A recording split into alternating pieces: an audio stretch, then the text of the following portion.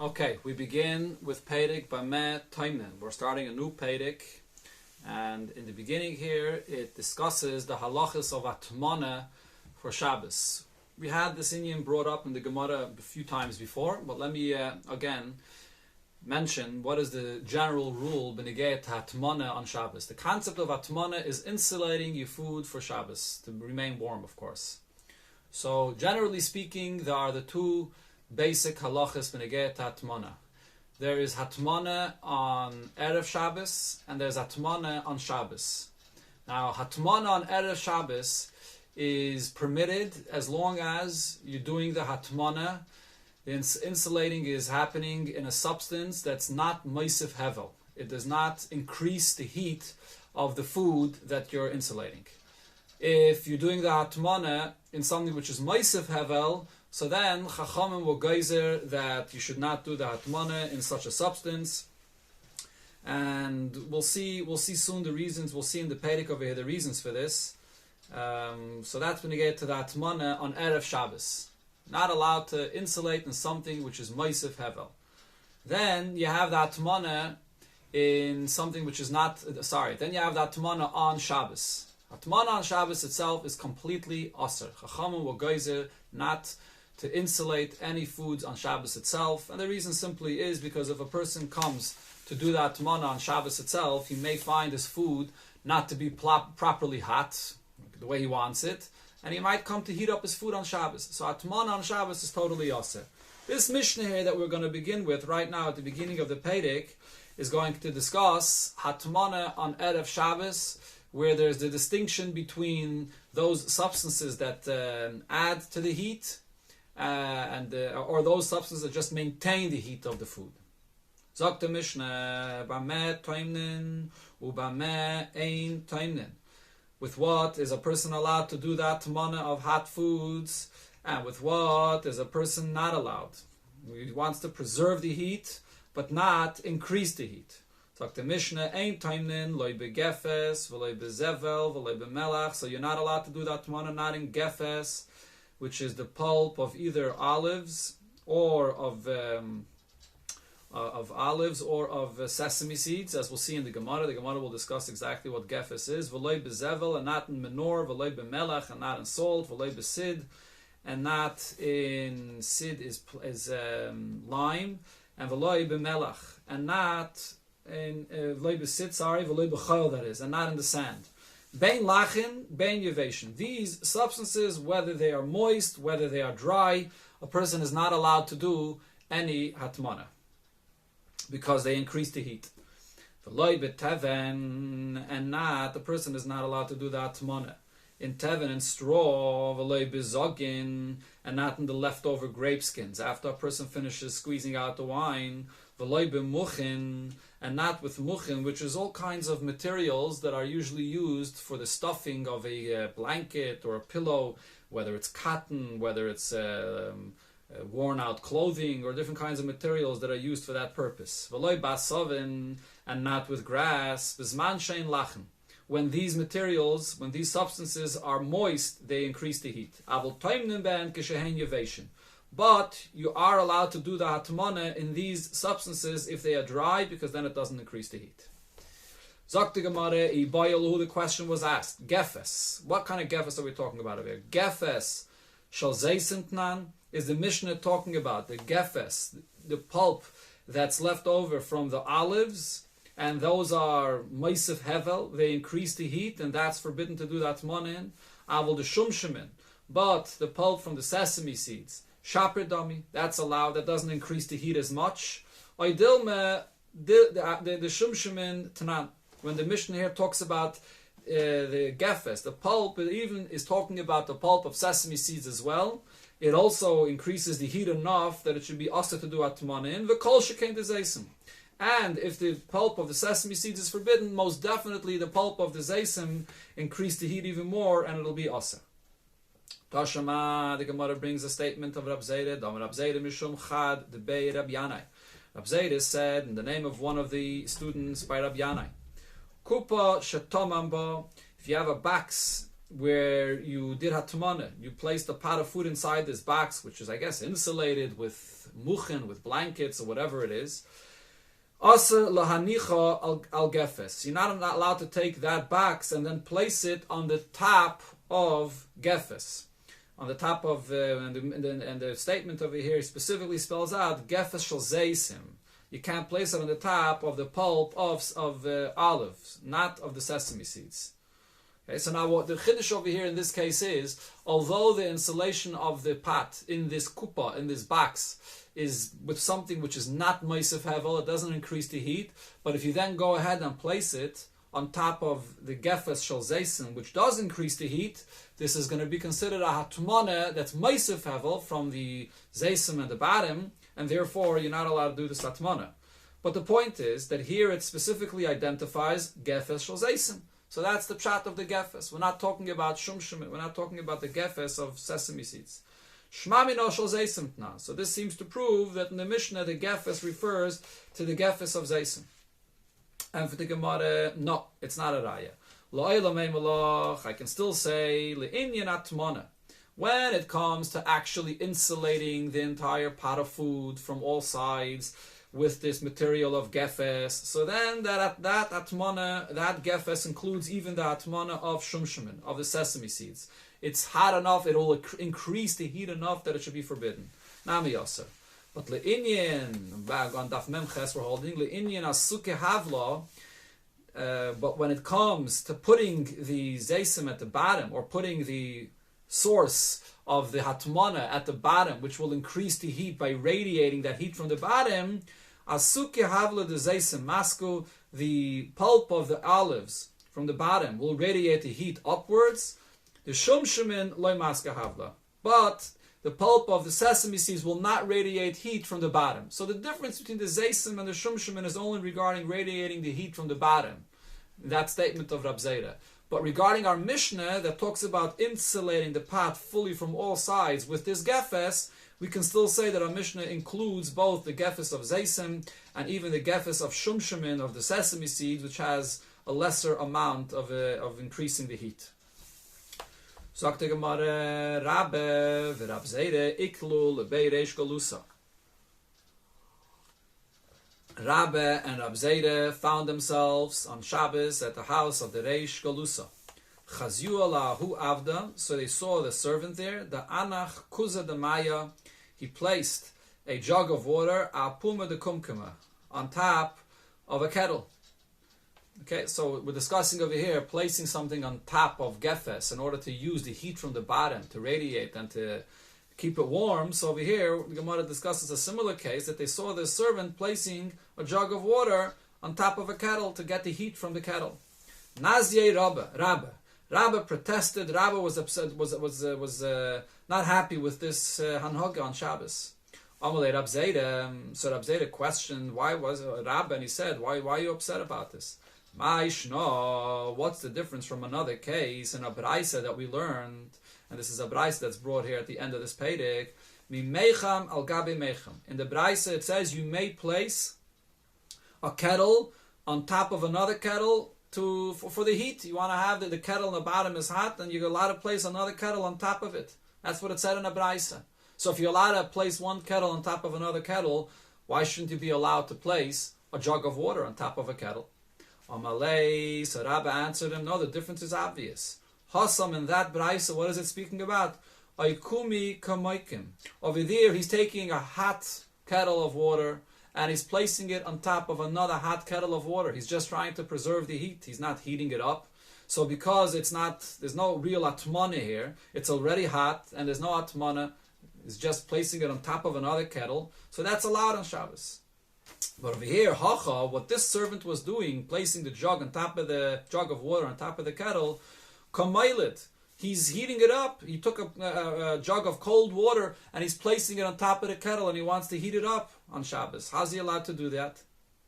So the Taisus here explains that l'chayre, this is so obvious that it's aser. You're not allowed to put a cold jug of water on top of a hot kettle in order to heat it up on Shabbos. It's mamish bishul. What was the svara of Rab Zera when Rab Zera was wondering why Rabbi protested? So Taisus over here explains the pshat is that the servant did not put it on top of the kettle in order to heat it up. He just put it on there to take away the coldness, a little bit, to warm it up a little bit. But he was going to take it off in advance before it'll get totally heated up.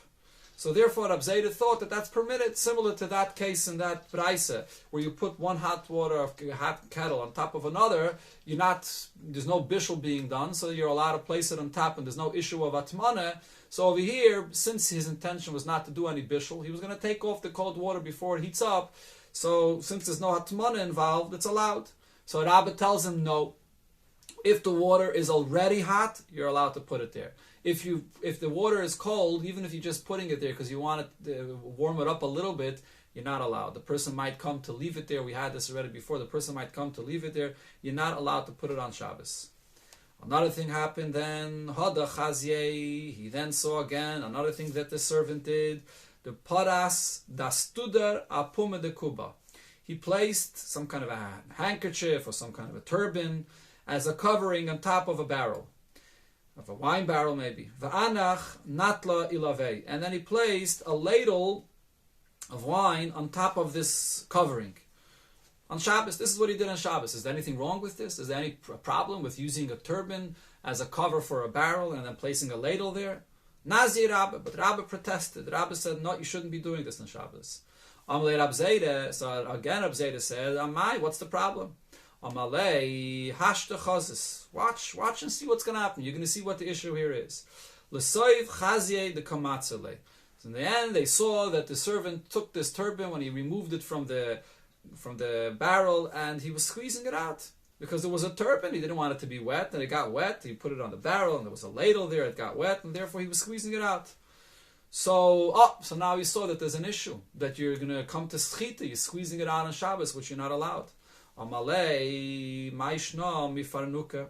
What's the difference of the farnuka? Farnuka are rags that are made to be covered on a barrel. That's what they use to cover.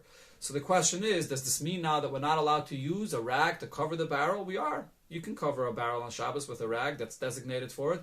So what's the difference? Why the rag you're not allowed? And this turban that was used is going to be a problem. Amalei Rabbi explained to him, Hasam le kappa de lave. Regarding this farnuka that's made as a covering for the barrel, he's not makbid if it gets wet. That's what it's made for. So therefore, he's not going to come to squeeze it out on Shabbos. But hacha over here, using a handkerchief, a turban to cover your barrel, kappa de lave. He doesn't want it to be wet. So therefore, he's going to come to squeeze it out. So therefore, on Shabbos, you're not allowed to use a garment or a handkerchief or any clothing to cover a barrel because you might come to squeeze it out. And the halacha is brought in Shulchan Aruch. Sagt the Gemara weiter, v'loi b'teva. We learned in the Mishnah that you should not use straw and you should not use muktzeh, which are the stuffings that are used for blankets and pillows, as a hatmana on Shabbos if they are moist. But if they are dry, you're allowed to use them.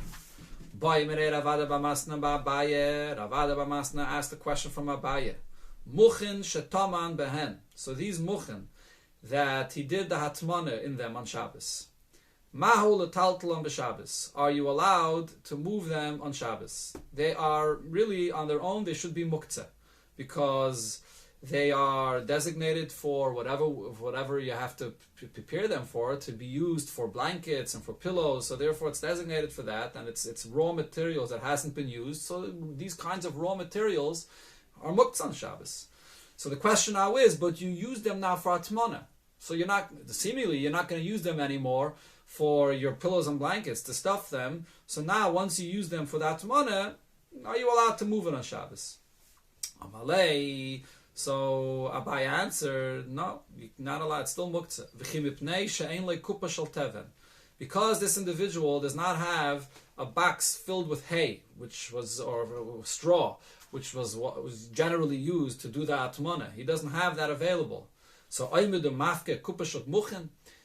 going to say that now when he's using temporarily these muktzeh to do his atmana, he's being mafke them, he's not planning on using these muktzeh for stuffing his blankets or whatever purpose it's usually designated for? He's not mafke them, he's still planning on using them for their intended purpose. So therefore, they're still considered to be raw materials that are made to use for something else, and therefore they're muktzeh. So therefore they retain their status of muktzeh even after you temporarily are using it for atmana. We have a braisa that brings a raya to this din. It says, Toimnin begizei tzemer, you're allowed to do atmana in wool that was just sheared from an animal, fresh wool that's just been sheared from an animal. Or you can also do the atmana b'tzipei tzemer in mats of combed wool, or b'leshayna shel al-gamon, or in strips of wool that is argamon, that has already been it's already been dyed, or b'muchen, and also in these muchen that we're talking about over here, the raw materials that's used for blankets and pillows. And then the Braisa says ve'ein metaltel anoisan, and you're not allowed to move them on Shabbos. It becomes muktzeh on Shabbos. So l'chayre, very clear, we see right over here that these muchen, once even after they're being used for the hatmana, it still is going to be muktzeh. So the Gemara, no, this is not a raya. Imishum ha loy irya. This case over here is not a raya. Why? Hachi kamar. What this braisa is saying is as follows. You have to read the braisa in two separate statements. Im loy taman behen. If you did not do atmana with them, then ein metaltel anoisan. Then you're not allowed to move them on Shabbos. The Braisa is telling you two separate halachas. Number one, it's telling you that you could do the atmana with these materials because they're not ma'aseh hevel. Another halacha the Braisa is telling you, and if you did not do atmana with them, so then they're muktzeh. They're raw materials, and all these raw materials are muktzeh. Remember, if they're stam raw materials, it's muktzeh. What would be the chiddush of this Braisa? And for the Gemara, I would think these raw materials, although they're intended for other uses, you're going to take the wool that you sheared from an animal and then make material to be used for garments out of it. But I would think even these raw materials are fit for use as they are. They can be used when you are eating and you want to lean on something, that you can be leaning on them. So therefore, they would not be muktzeh even as they are in their raw state. Kamash malan. So therefore, the Braisa tells me no, that they are still muktzeh. Sagt the Gemara weiter, Rav Chisda. So now we're talking about these muchin here. So the Gemara is going to discuss whether you can use these muchin on Shabbos to actually stuff your pillows and your blankets with them. Rav Chisda shara. Rav Chisda allowed la dure udre lebesadye b'Shabbata to return these stuffing into a pillow on Shabbos. So the question is, the issue is, are you being mesaken mana? Are you fixing a utensil? You're fixing something and preparing something which is makeh bepatish on Shabbos by stuffing these pillows on Shabbos. So Rav Chisda allowed it. The Gemara asks a question on this. So you ask the question from the following Braisa. It says, Matirin beisat savar b'Shabbos. When you have the opening of the neck for a garment, so as Rashi here says, the custom of the cleaners was that they would tie it closed after they would wash the clothing, and that's how they would prepare it and deliver it. Closed, the neck was closed. So you're allowed to open that back up in Shabbos, because it was a neck that was already open, it was just temporarily tied closed, and you're not creating this garment now on Shabbos, so you can do that on Shabbos.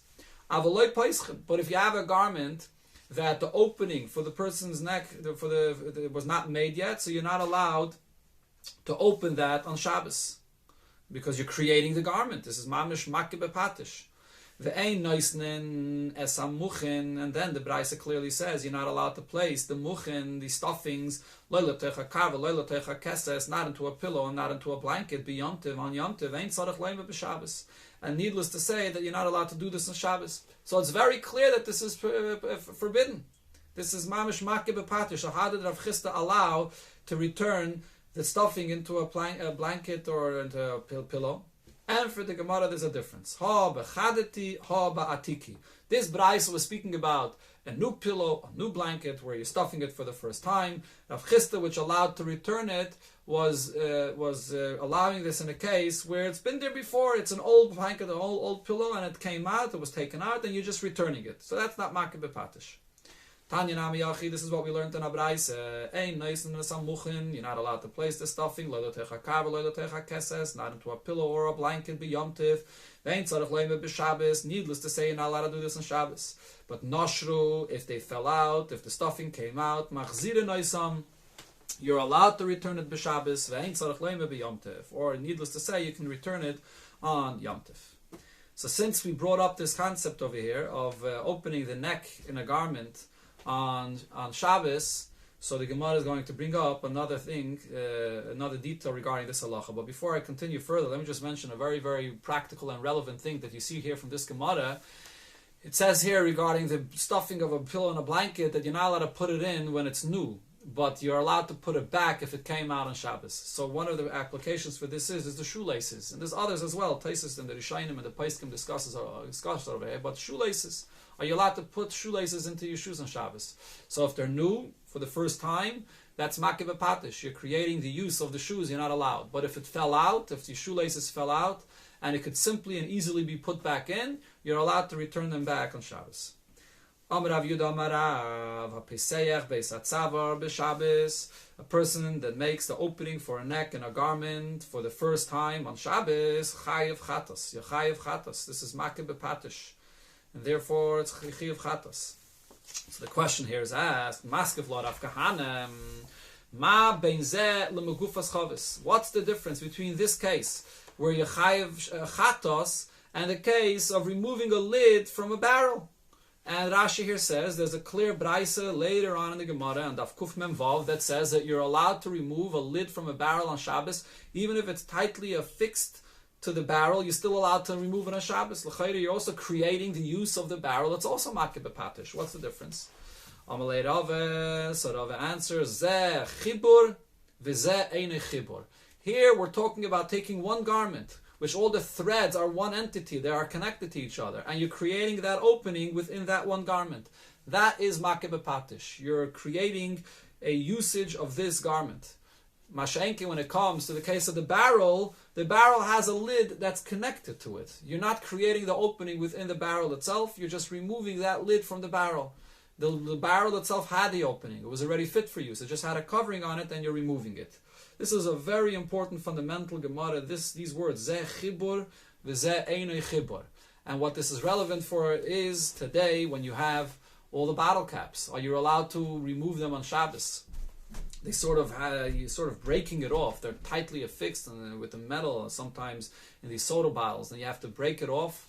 Are you allowed to open them up on Shabbos? So based on this Gemara, you see that removing bottle caps on Shabbos is not an issue. There is a machlekes in Paiskim about it, but I believe that the Rebbe himself, even publicly, would remove bottle caps on Shabbos without opening them advance before Shabbos. And the basis is right over here, this Gemara, which is brought in Shulchan Aruch. There's a difference between making an opening in a garment, where it's an opening in that very garment itself, and a bottle cap or a lid that's placed on a barrel that is a separate thing that you're removing on Shabbos. So now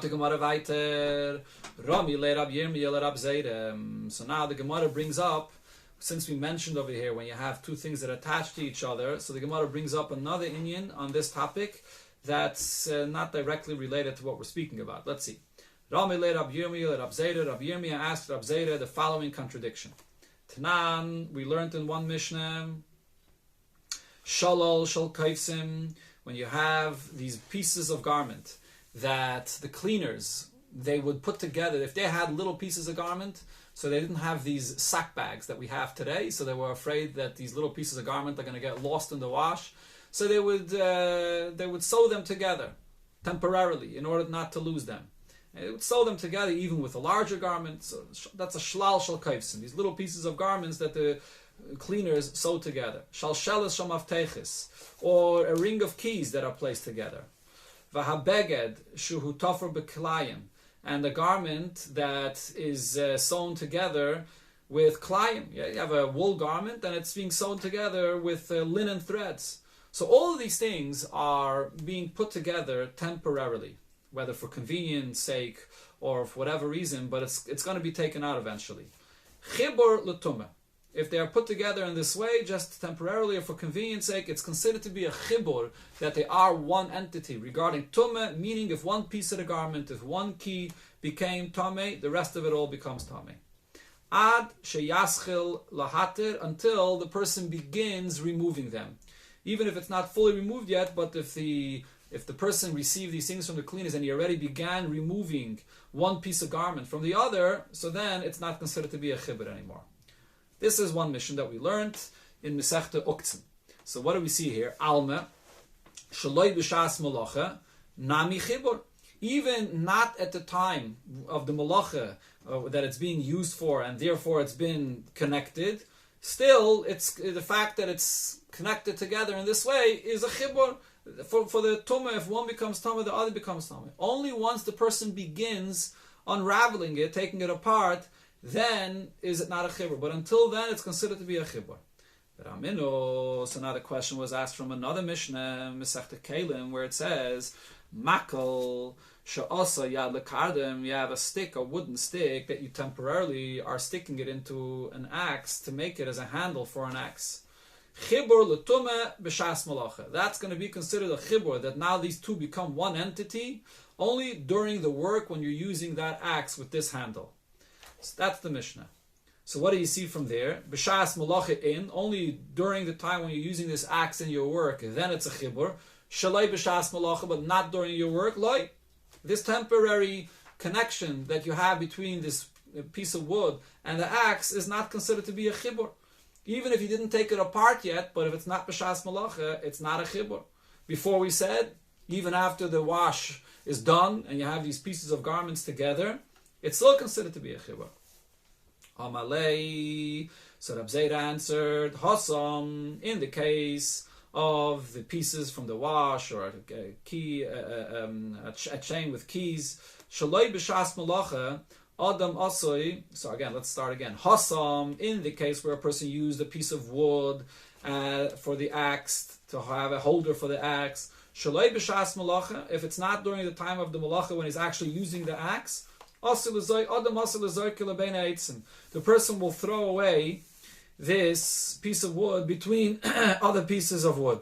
He has no use of this piece of wood. He was just using it temporarily. He's not planning on keeping there at all. As soon as his job is over, he would throw away this piece of wood altogether. But hacha, over here, when you have these things that are temporarily tied together, you have these pieces of garment that have been sewn together in a wash to keep them together, Shaloi b'shas malacha, even after the wash is over, nami nichale. For the meanwhile, he's also happy with the fact that they are sewn together. Di mitnafu, if for some reason they become dirty again, hadamechfulu, he's going to wash them again, and he's going to want to wash them again in the same way, being sewn together. They just shouldn't lose them. So not until he takes them apart do we know that he's not interested in having them together. So therefore, in this case, it's going to be makabel tumah. It's considered to be this temporary chibur is considered to be a chibur until he begins taking it apart. The Gemara brings another statement in connection with this halacha. B'sura masnul ala hashmaita. In Surah, they learned the following upcoming halacha mishmei Rav Chisda, in the name of Rav Chisda. B'pumpadisa masnu mishmei Rav Kahana. In Pumpadisa they taught it in the name of Rav Kahana. Others said it in the name of Rava. And this is what they said. Man Tana ha milsud amar Rabbanan. Who is the Tana of this idea that we just learned here that Rabbanan said, which is, Kol amachuberloi harehu kamayhu. If you have two things that are connected together, even just for convenience sake, or even just temporarily, so then it's a chibur. It's considered to be one item, and if one part of it becomes tamei, the rest became tamei. Like in the example that we just had, the little pieces of garment that are sewn together in a wash. Who is the one that said that temporary connection is considered to be a chibur for tumah? Rav Yudah Amar Rav Meir, it's Rav Meir. The Tanan, because we learned in another Mishnah in Kalim, Beis Hapach, when you have a little place. So what we're talking about over here is an oven that is used, of course, for cooking or whatever, but over there, inside the oven, they had other little receptacles to be able to use for other purposes, for convenience sake. So there's a beis hapach, there's a place that you can put a little flask in it, in the oven, to heat up, or a beis hatavlin, a little receptacle in the oven that could be used for spices, or beis haner, a receptacle that could be used for a lamp. Okay, so this is before they had like stove tops where they can put things to cook. So they had these little receptacles, shebekira, inside the ovens.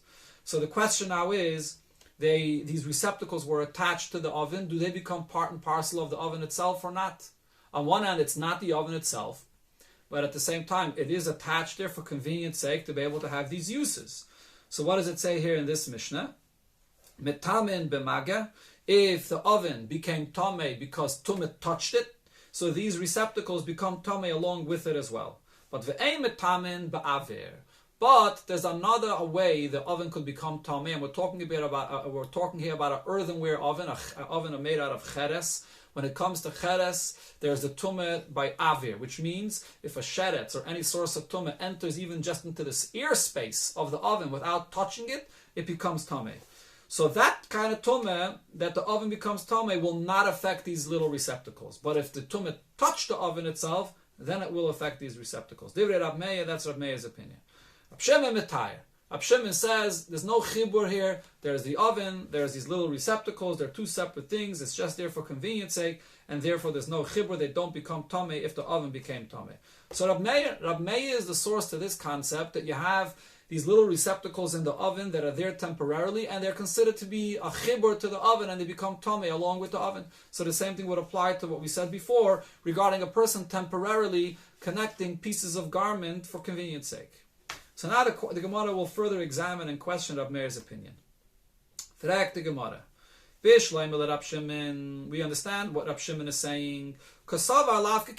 He is saying, his opinion is that this is not similar to, it's not a real connection to the kira. These little receptacles are not part of the kira, and therefore they don't become tamei together with the oven itself.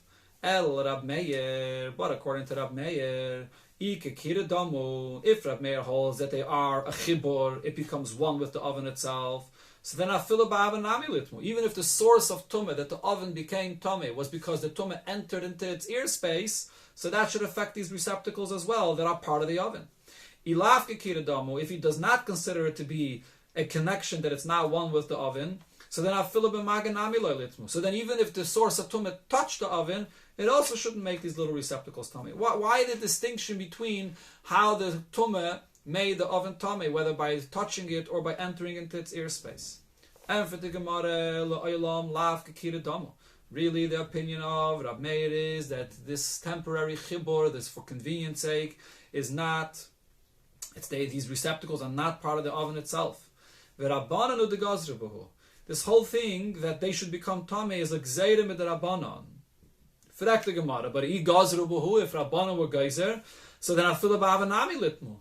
They should make the gzeira for across the board, whatever the source of the tumah is, whether it's touching it or whether it's coming into the airspace. So the question remains, what's the difference? And for the Gemara, Avdu Rabbanan Akeira, the Rabbanan made something that should be recognized, so that you shouldn't come to burn truma and kachim that became tamei through these receptacles that are only tamei with the Rabbanan. You're not allowed to go ahead and burn truma and kachim. They're made, you have to eat them. If they become tamei, then they have to be burned. But if not, you're not allowed to burn them.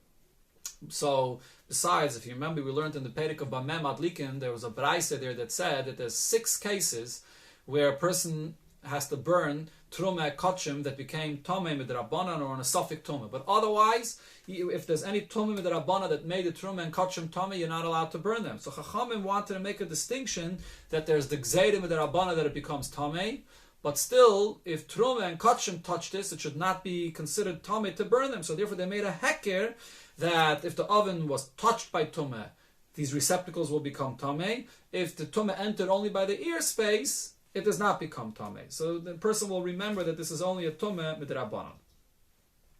One more related halacha the Gemara brings regarding this concept. Tan Rabbanan, we learned in Abraisa, maspires shal prokim, a scissors that's made out of 2 blades that put together 2 blades.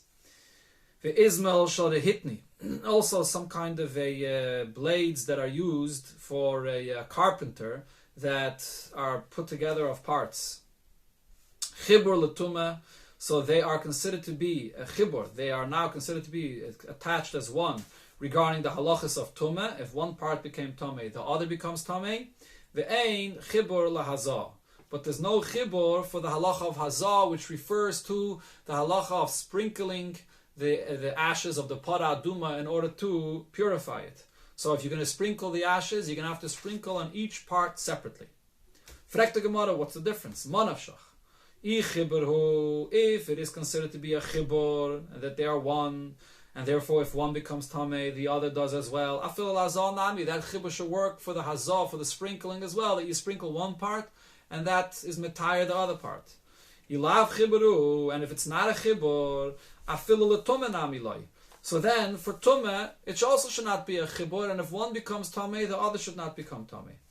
Amar Rave, so Rave answers as follows. We're going to be machmer here. The point is we're being machmer on both ends. Dvar teire, minat teire, b'shas malacha, while you're using these scissors, chibur, it's considered to be a connection. The two blades of the scissors that you're using now, it's a connection. Bein l'tumah, both for the sake of tumah. If one blade becomes tamei, the other becomes tamei, and bein lahazah, and also for the hazah of the sprinkling of the ashes of the paraduma, that if one was sprinkled, the other one is already tahir. V'shalei b'shas malacha, if it's not at the time of the malacha, so then ein chibur.